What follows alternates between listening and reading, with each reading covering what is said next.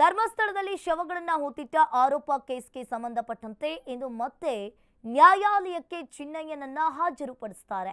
ಬೆಳತಂಗಡಿ ಕೋರ್ಟ್ನಲ್ಲಿ ಸ್ವ ಇಚ್ಛಾ ಹೇಳಿಕೆಯನ್ನ ದಾಖಲು. ಧರ್ಮಸ್ಥಳದಲ್ಲಿ ಶವಗಳನ್ನ ಹೂತಿಟ್ಟ ಆರೋಪ ಪ್ರಕರಣಕ್ಕೆ ಸಂಬಂಧಪಟ್ಟಂತೆ ನ್ಯಾಯಾಲಯಕ್ಕೆ ಇಂದು ಚಿನ್ನಯ್ಯನನ್ನ ಹಾಜರುಪಡಿಸಲಾಗುತ್ತೆ. ಬೆಳತಂಗಡಿ ಕೋರ್ಟ್ನಲ್ಲಿ ಸ್ವ ಇಚ್ಛಾ ಹೇಳಿಕೆ ದಾಖಲು.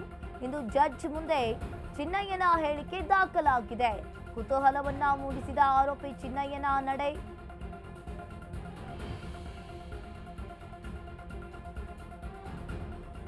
ಬಿಎನ್ಎಸ್ಎಸ್ 183 ಅಡಿ ಹೇಳಿಕೆಯನ್ನ ನೀಡಲಿರುವ ಸಿಎಂ ಚಿನ್ನಯ್ಯ ಹೇಳಿಕೆಯ ಮೇಲೆ ಬುರುಡೆ ಗ್ಯಾಂಗ್ ಭವಿಷ್ಯ ನಿರ್ಧಾರವಾಗುತ್ತೆ.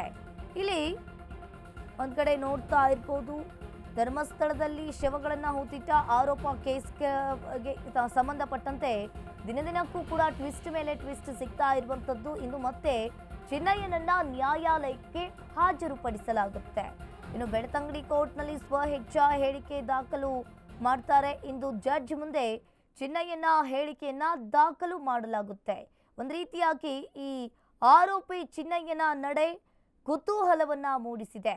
ಬಿಎನ್ಎಸ್ಎಸ್ 183 ಅಡಿ ಹೇಳಿಕೆಯನ್ನ ನೀಡಲಿರುವ ಸಿಎಂ ಚಿನ್ನಯ್ಯನ ಹೇಳಿಕೆಯ ಮೇಲೆ ಈ ಬುರುಡೆ ಗ್ಯಾಂಗ್ ಏನಿತ್ತೋ ಅದರ ಭವಿಷ್ಯ ಇವತ್ತು ನಿರ್ಧಾರವಾಗುತ್ತೆ.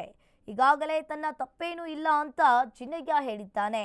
ಇನ್ನು ಚಿನ್ನಯ್ಯ ಏನು ಹೇಳಿಕೆ ನೀಡ್ತಾನೆಂಬ ಕುತೂಹಲ ಎಲ್ಲರಿಗೂ ಕೂಡ ಮೂಡಿರುವಂಥದ್ದು. ಇಂದು ಬುರುಡೆ ಗ್ಯಾಂಗ್ ಭವಿಷ್ಯ ನಿರ್ಧಾರವಾಗುತ್ತೆ. ಇನ್ನು ಈ ಧರ್ಮಸ್ಥಳದಲ್ಲಿ ಶವಗಳನ್ನ ಹೂತಿಟ್ಟ ಆರೋಪ ಪ್ರಕರಣಕ್ಕೆ ಸಂಬಂಧಪಟ್ಟಂತೆ ದಿನದಿನಕ್ಕೂ ಕೂಡ ಟ್ವಿಸ್ಟ್ ಮೇಲೆ ಟ್ವಿಸ್ಟ್ ಸಿಗ್ತಾ ಇರುವಂತದ್ದು. ಈಗೆಲ್ಲವೂ ಕೂಡ ಚಿನ್ನಯ್ಯ ಎಸ್ಐಟಿ ಅಧಿಕಾರಿಗಳ ಮುಂದೆ ಒಂದೊಂದು ಸತ್ಯವನ್ನ ಬಾಯ್ಬಿಟ್ಟಿದ್ದಾನೆ. ಇವತ್ತು ನ್ಯಾಯಾಲಯಕ್ಕೆ ಚಿನ್ನಯ್ಯನನ್ನ ಹಾಜರುಪಡಿಸಲಾಗುತ್ತೆ.